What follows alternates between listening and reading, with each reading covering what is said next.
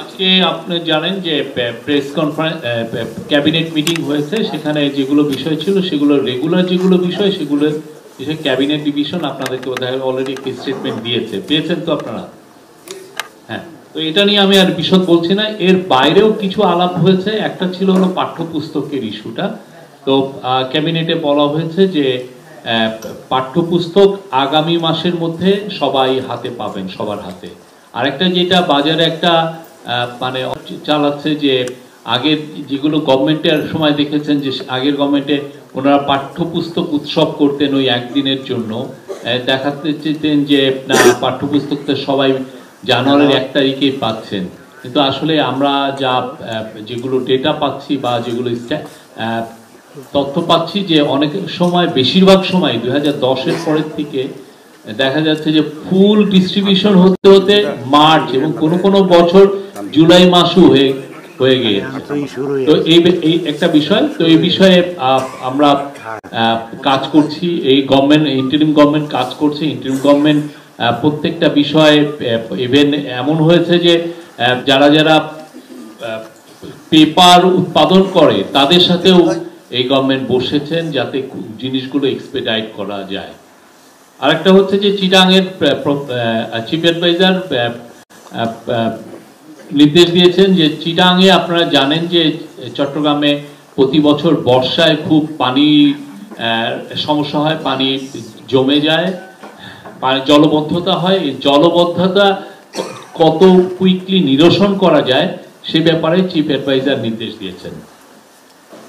আর ট্রাফিকের বিষয়ে, ট্রাফিকটা আপনারা জানেন যে খুব পুরো নগরবাসী খুব নগরবাসী থেকে ভোগাচ্ছে।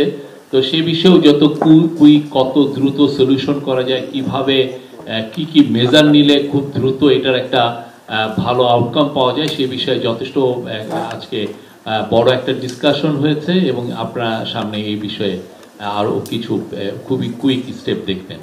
Thank you.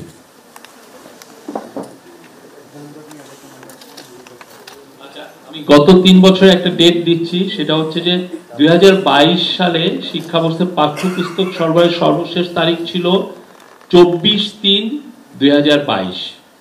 2023 শিক্ষাবর্ষে পাঠ্যপুস্তক সরবরাহের সর্বশেষ তারিখ ছিল 17/3/2023।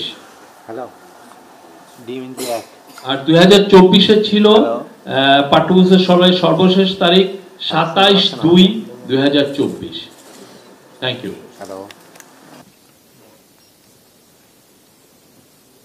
আমার দিক থেকে বলার আছে যে প্রক্লেমেশন বা ঘোষণাপত্র নিয়ে একটি কথা চলছে এবং বিএনপি এবং শিক্ষার্থীদের যেই সংগঠনগুলো আছে ওরা কথা বলছে, ফলত বিশেষ করে বৈষম্য বিরোধী ছাত্র আন্দোলন। তো এই জায়গা থেকে আসলে সরকারের পদক্ষেপ কি এই বিষয়ে হয়তো আপনাদের আগ্রহ থাকতে পারে।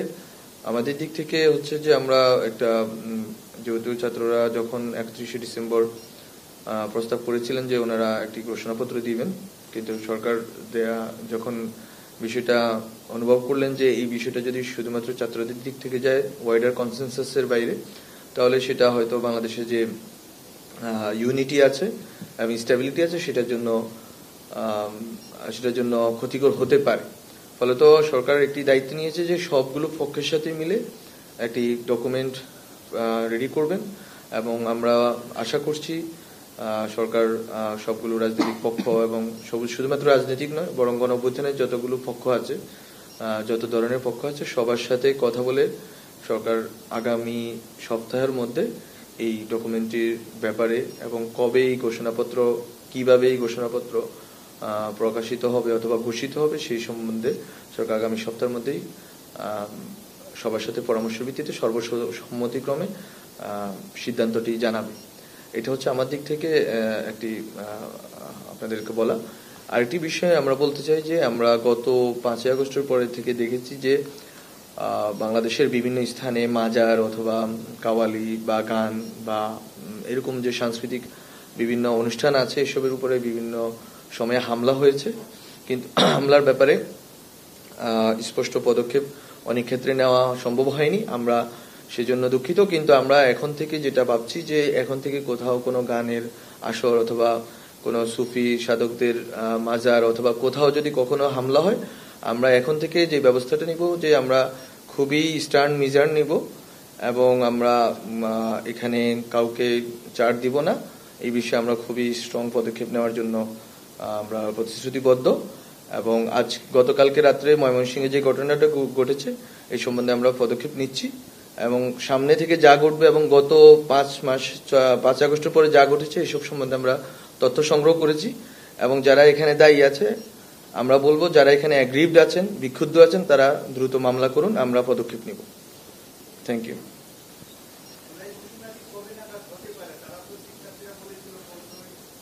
আপনার নাম বলেন, নাম।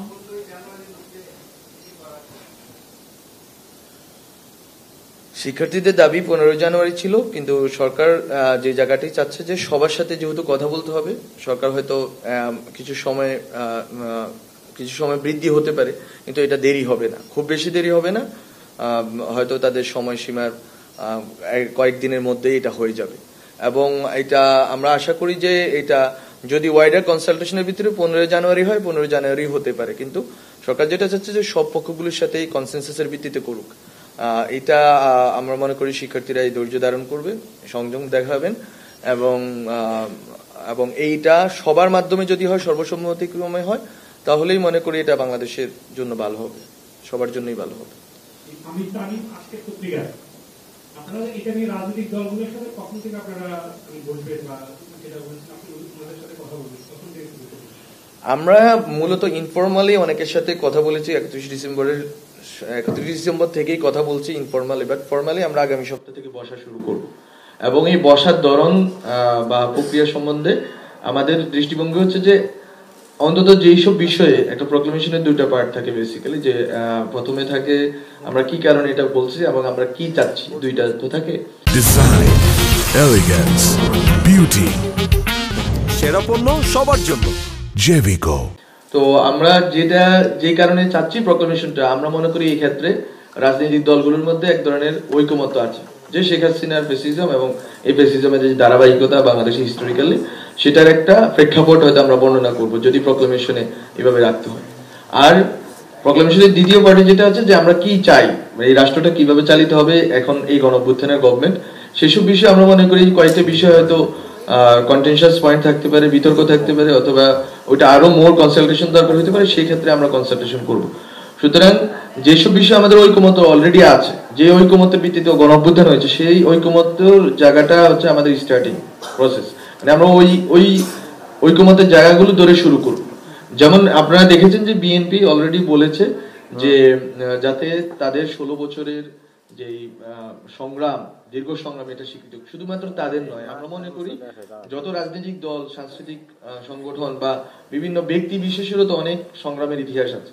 ফলত গত 16 বছরে যারাই নিপীড়নের শিকার হয়েছেন গণতান্ত্রিক লড়াই, সবার কথাই আমরা মনে করি এখানে থাকবে জেনারেল অ্যান্ড ইউনিভার্সাল ল্যাঙ্গুয়েজে, এটা থাকবে। আমরা এটাতে আমরা চাচ্ছি যে এরকম যদি অন্য কারো এরকম প্রস্তাবনা থাকে যেটা পাবলিকলি আমরা পাচ্ছি, মিডিয়াতে পাচ্ছি, এগুলো সবই এখানে অন্তর্ভুক্ত হবে। এটা আমরা চাই ইনক্লুসিভ একটা ডকুমেন্ট, ইউনিফাইড একটা ডকুমেন্ট। উপদেষ্টা, আপনাকে ধন্যবাদ। একটা জিনিস একটু জানার ছিল, 2টা জিনিস। একটা হচ্ছে যে এক ধরনের আলোচনা বৈষম্য বিরোধী ছাত্র আন্দোলনরা পাবলিকলি বলছে যে 72-এর সংবিধান তারা ছুড়ে ফেলে দেওয়ার ঘোষণাও দিয়েছে পাবলিক প্রোগ্রাম থেকে। তো এই প্রক্লেমেশনের সময় এই ইয়েতে থাকবে কিনা? আর আরেকটি বিষয়, সেটা হচ্ছে যে গতকালকে চিফ অ্যাডভাইজার মহোদয় বলেছেন একই সাথে ন্যাশনাল ইলেকশন এবং স্থানীয় সরকার নির্বাচনের প্রস্তুতি চলছে। সেক্ষেত্রে স্থানীয় সরকার নির্বাচন কি জাতীয় নির্বাচনের আগে হবে না পরে হবে, এই বিষয়ে কোনো ডিসকাশন কিংবা ডিসিশন হয়েছে কিনা? প্রথম বিষয়টি হচ্ছে সংবিধানের প্রশ্ন। সংবিধানের প্রশ্নে এটা তো শিক্ষার্থীদের দিক থেকে একটা দাবি আছে। 72-এর সংবিধান এটা আগে থেকে ক্রিটিক্যালি দেখছেন। 72 সংবিধান যখন প্রণীত হয়েছে তখন থেকে এটা বিভিন্ন রাজনৈতিক দল এটা ক্রিটিক্যালি দেখেছে। এখন বর্তমান বাংলাদেশের প্রেক্ষিত যেখানে আমরা দাঁড়িয়ে আছি, একটা গণঅভ্যুত্থান পরবর্তী সরকার, এখানে আমাদের দরকার হচ্ছে, যদি আমি বলি এক কথায় একটা শব্দই দরকার, একটা জিনিস দরকার, সেটা হচ্ছে ইউনিটি, ঐকমত্য দরকার। এই ঐকমত্যের জায়গাতে যদি আমরা পৌঁছাতে পারি সংবিধানের ব্যাপারে, সংবিধানকে কি করব, আমরা কি করতে চাচ্ছি, এটা প্রস্তাবনা আছে শিক্ষার্থীদের দিক থেকে, অন্যান্য রাজনৈতিক দল থেকে, হয়তো এটার বিরোধিতা আছে। এইটা যেহেতু কন্টেনশাস পয়েন্ট, একটু আগে আমি যেটা বলেছি, যেসব বিষয় কন্টেনশাস পয়েন্ট আছে সেসব বিষয়গুলো আমরা আলোচনা করে আমরা এটাকে লিপিবদ্ধ করব। আর নির্বাচনের ক্ষেত্রে যেটা হচ্ছে যে আসলে প্রশাসক দিয়ে আমরা জনগণের কাছে সেবা পৌঁছাতে পারবো কিনা এই বিষয়ে যেহেতু আমাদের সংশয় তৈরি হয়েছে, এবং আসলে আপনি যদি সিটি কর্পোরেশনের দিকে তাকান বা স্থানীয় ইউনিয়ন পরিষদগুলোর দিকে তাকান, অনেক সরকারি সেবা যেটা জনগণ পাচ্ছে না নিয়মিত বা প্রতিনিয়ত পাচ্ছে না। বলতো আমরা এটা এনভিসেজ করতেছি, আমরা এটা দেখার চেষ্টা করতেছি যে আসলে এটা কিভাবে করলে প্রশাসক দিয়ে এটা সামলানো, আমরা মনে করতেছি এটাতে ঘাটতি দেখা যাচ্ছে, জনগণ নাগরিক সেবাগুলো পাচ্ছে না। বলতো এটা একটা প্রস্তাবনা আকারে স্যার বলেছেন যে লোকাল গভর্নমেন্ট ইলেকশন যদি হয় তাহলে যেটা হবে যে নাগরিকদের এই সেবা প্রাপ্তির সুযোগ তৈরি হবে, এবং এটা মনে করি যে এটা রাজনৈতিক দলগুলোর সাথে মানে আলোচনার ভিত্তিতে এটা আমরা অগ্রসর হতে পারবো। Thank you. আমার নাম ইব্রাহিম কবির।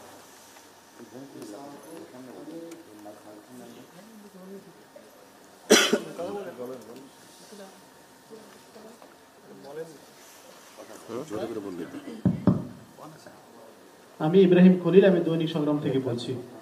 আমার জানার বিষয় হলো নির্বাচনের তারিখ। সেটা হলো যে আমরা এখন পর্যন্ত সেটা প্রধান থেকে শুরু করে সম্ভাব্য কিছু তারিখ পেয়েছি, সম্ভবত 4টার মতো। আমরা একটু জানতে চাই যে আসলে আপনারা কোন বিষয়টা নিয়ে মানে কত এর মধ্যে আপনারা কাজ করছেন নির্বাচন করার জন্য, জাতীয় নির্বাচন। জাতীয় নির্বাচনের প্রশ্নটা হচ্ছে সংস্কার সাপেক্ষ। এটা আপনারা অলরেডি ডক্টর মোহাম্মদ ইউনূস ওনার বক্তব্যে, মাননীয় প্রধান উপদেষ্টার বক্তব্যে আপনারা অলরেডি দেখেছেন যে এইটা হচ্ছে সংস্কার সাপেক্ষ। আমরা সংস্কার কমিশনগুলোর রিপোর্ট এই মাসের মধ্যে পাবো, আশা করি কয়েকটা রিপোর্ট পাবো যেগুলো নির্বাচন সংশ্লিষ্ট। যে প্রথম যে 6টি কমিশন হয়েছিল ওই 6টি কমিশন মূলত নির্বাচন সংশ্লিষ্ট কমিশন, নির্বাচনের সাথে সম্পৃক্ত, যেমন দুর্নীতির বিষয় আছে, পুলিশ প্রশাসন মানে সিভিল অ্যাডমিনিস্ট্রেশন, তারপর হচ্ছে আরো যেসব বিষয় আছে, judiciary and constitution and election commission. তো এই কমিশনগুলো বেসিক্যালি যেই সংস্কারগুলো করবে বা প্রস্তাবনাগুলো দিবে এগুলো মূলত ইলেকশন কেন্দ্রিক। সুতরাং আপনি দেখতে পাচ্ছেন যে এই মাসে বা যে সময়সীমা আছে ওনারা যখন এই প্রস্তাবনাগুলো দিবেন এগুলো নিয়ে তো আমরা আগেই বলেছি যে রাজনৈতিক দলগুলোর সাথে আমরা একটা কনসালটেশনে ঢুকবো, প্রসেসে ঢুকবো, এবং অন্যান্য স্টেক হোল্ডারদের সাথে কনসালটেশন প্রসেসে ঢুকার পর আমরা আসলে ঠিক করব, রাজনৈতিক দলগুলো ঠিক করবে যে কতটা সংস্কার আমরা করতে চাই এই রাষ্ট্রে। ওই সংস্কার যদি মধ্যমেয়াদী হয়, দীর্ঘমেয়াদী হয়, স্বল্প মেয়াদী হয়, বা কি ধরনের সংস্কার, এটা যদি ঠিক হয় ওই সংস্কারের মেয়াদ অথবা পরিধির ভিত্তিতে আমি মনে করি নির্বাচনের ডেট ঠিক হবে। সুতরাং এটা আজকালকের মধ্যেই ঠিক হওয়াটা আমি মনে করি না এটা যৌক্তিক হবে, বরং সংস্কার কমিশনগুলোর রিপোর্ট যখন হবে এবং এটার ভিত্তিতে যখন রাজনৈতিক দলগুলোর সাথে কনসালটেশন হবে তখন এটা স্পষ্ট হবে। এখানে আজকে বিএনপির একজন সিনিয়র নেতা বলেছেন যে শেখ হাসিনার পলায়নের মাধ্যমে 90% সংস্কার হয়ে গেছে, দ্রুত নির্বাচন দেন, কি বলবো? এটা আসলে নো কমেন্টস আর কি, এটা বলার ওনার বক্তব্য উনি হয়তো বলেছেন, হ্যাঁ উনি হয়তো এইভাবে ভেবেছেন।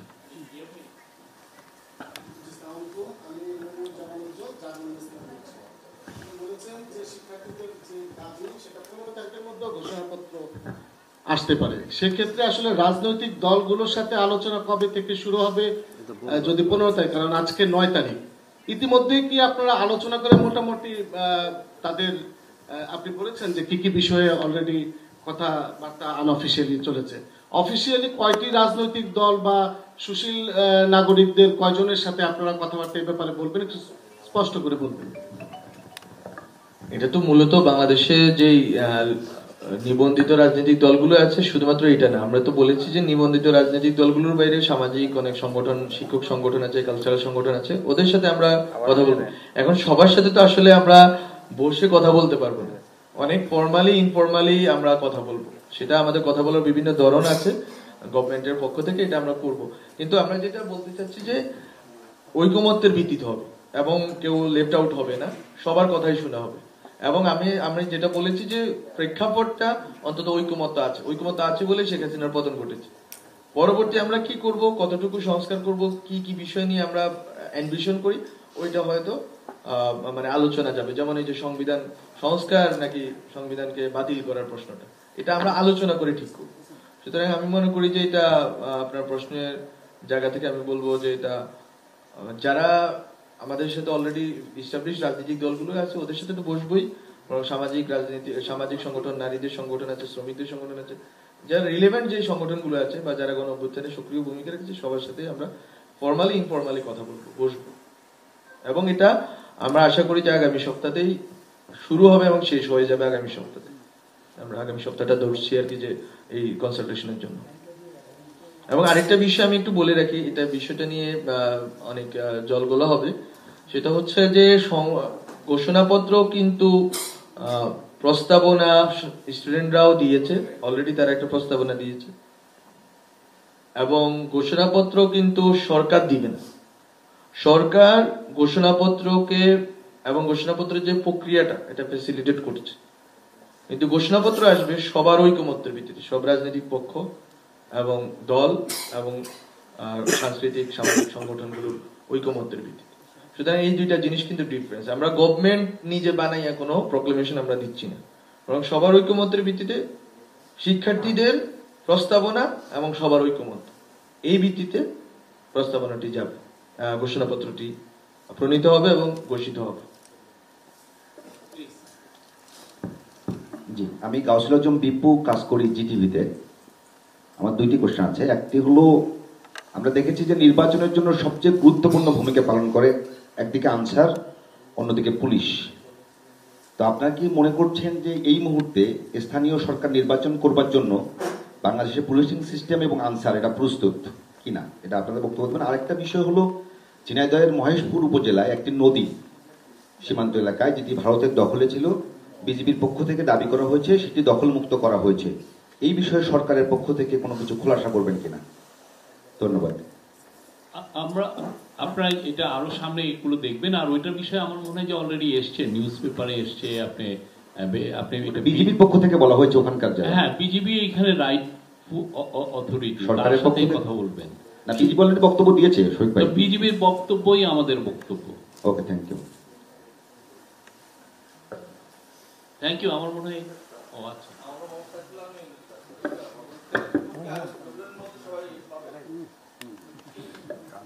আমরা আশা করছি আগামী ফেব্রুয়ারির মধ্যে, আগামী মাসের মধ্যেই পাবে সবাই।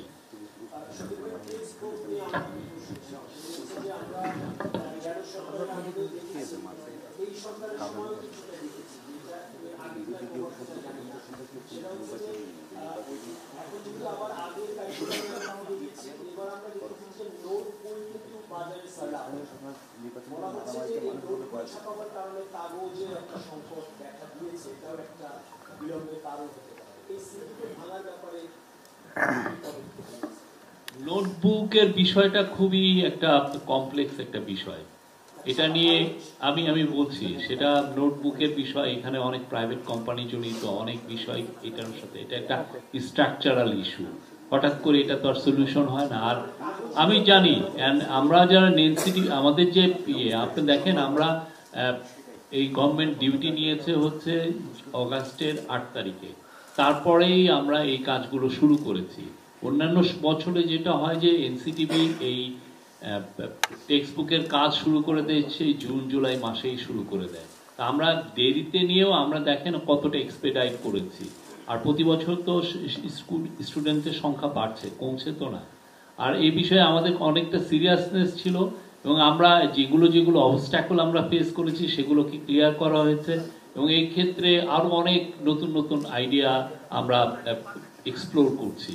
এবং সবচেয়ে যেটা গুরুত্বপূর্ণ ছিল, আপনি দেখবেন যে আমাদের এটা তো অনেক কয়েক হাজার কোটি টাকার এটা একটা প্রকল্প। দেখা যাচ্ছে যে পুরো কাজটা চলে গেল কোথায়? বর্ডারের ওই পারে, ওইখানে জব তৈরি হচ্ছে, ওইখানের পেপার কোম্পানিগুলো ফুলে ফেঁপে উঠছে, ওইখানে প্রিন্টিং কোম্পানিগুলো যারা প্রিন্টিং করছে তারা ফুলে ফেঁপে উঠছে। সেই জায়গাটা থেকে আমরা এখানে নিয়ে এসে আমাদের দেশীয় ইন্ডাস্ট্রি আমরা দেখাতে চাচ্ছি যে তাদের সেই সক্ষমতাটা আছে, এবং সেই সক্ষমতাটা তারা প্রমাণ করেছেন। অলরেডি আপনি আমাদের ডেপুটি প্রেস সেক্রেটারি পরশুদিন কিন্তু বলেছেন যে অলরেডি কত 11 লক্ষ অলরেডি প্রিন্টিং হয়ে গেছে। 11 কোটি। তো সেই জায়গা থেকে আমি তো মনে করি যে এটা আমাদের জন্য অনেক সাকসেস, আমাদের প্রিন্টিং ইন্ডাস্ট্রিটার জন্য এটা একটা বিগ একটা বুস্ট আমি বলবো। এবং অ্যাট দ্য সেম টাইম আমাদের যারা পেপারে যারা অনেক ইনভেস্ট, আমাদের অনেক বড় বড় কোম্পানি পেপারে অনেক ইনভেস্টমেন্ট করেছেন, তাদের জন্য এটা একটা খুবই সুখবর। তো আমরা আশা করছি এটা আরো এফিশিয়েন্ট সিস্টেম আমরা আরো তৈরি করতে পারবো। আশা করা যায় আগামী বছর আপনারা ঠিক 1 তারিখেই বই পাবেন। Thank you. জি, আমার নাম তানভীর খন্দকার, আমি দীপ্ত টেলিভিশনে কাজ করি। আমি একটু আরেকটা হচ্ছে যে আমরা পিডিএফটা আমরা দিয়েছি হচ্ছে 1 তারিখে। তো পিডিএফটা 1 তারিখে দেওয়ার কারণে যেগুলো অনেক স্কুল আছে তো একটু রিচ, তারা কিন্তু খুবই দ্রুত এটা নামিয়ে ফেলতে পারছেন। বা গ্রাম অঞ্চলেও দেখা যাচ্ছে যে পিডিএফ থেকে অনেকে যেগুলো বই পাচ্ছেন না খুব দ্রুত নামিয়ে কিন্তু তারা কাজ করতে পারছেন, যেটা করোনার সময় হয়েছে সেটার আমরা কিছু রেপ্লিকেশন এখন দেখছি। তো এটা একটা আমরা ঠিক 1 তারিখে সবাই পিডিএফ পাচ্ছেন। সবাই কেউ বলছেন না যে আমি এবার টেক্সট বুকটা আমরা দেখি না এখনো, কেউ কিন্তু এটা বলছেন না। পিডিএফটা সবার কাছেই আছে। হোপফুলি আমরা যে সমস্যাগুলো এবার ফেস করলাম স্ট্রাকচার, সেগুলো নিয়ে তো ইন্টেন্সিভলি আমরা কাজ করছি। এটার ভবিষ্যতে ইনশাআল্লাহ এটা আর ফেস হবে না। Thank you. জি, আমার নাম তানভীর খন্দকার, আমি দীপ্ত টেলিভিশনে কাজ করি। জনাব উপদেষ্টা, আপনার কাছে আমার প্রশ্ন, আমার সহকর্মী গাজী টেলিভিশনের সহকর্মী একটু আগে যে প্রশ্নটি করেছিল যে আপনারা নির্বাচন নিয়ে আমরা কথা বলছি, কিন্তু নির্বাচনে আনসার এবং পুলিশ নিরাপত্তার জন্য সবচেয়ে বড় ভূমিকা পালন করে থাকে।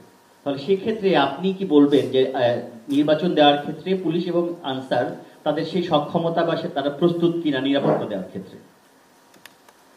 বিষয়টি হচ্ছে যে পুলিশের যেই বিষয়টা আপনারা জানেন যে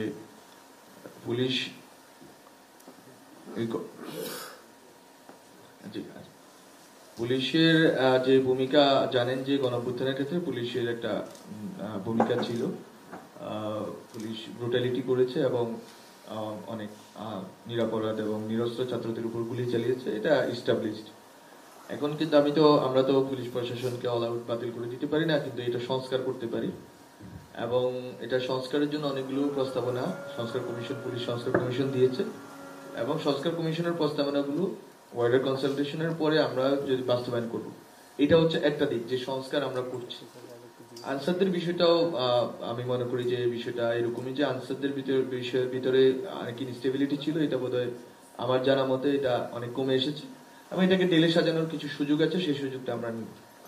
কিন্তু নির্বাচন বিষয়টা তো এরকম না যে আমরা আগামী মাসে দিয়ে দিচ্ছি বা 3 মাস পরে দিয়ে দিচ্ছি, আমরা কিন্তু কোনো সময়সীমা বলিনি।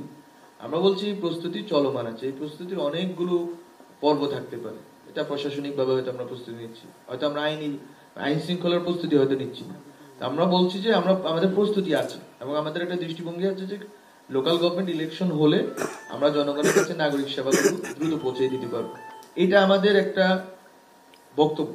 কিন্তু পুলিশের সংস্কারের কাজ অথবা আনসারদের ঢেলে সাজানোর কাজ, এটা তো একটা প্রক্রিয়ার অংশ সংস্কারের, তো এটা ঘটবে। এবং আমরা মনে করি যে একটা সময় গিয়ে যখন হবে তখন অবশ্যই আমরা এটা দেখতে চাইবো যে যাতে হচ্ছে পুলিশ আগের ভূমিকায় না থাকে, সংস্কার মানে ওরা যাতে রিফর্মড একটা পুলিশ প্রশাসন এবং ইনস্টিটিউশন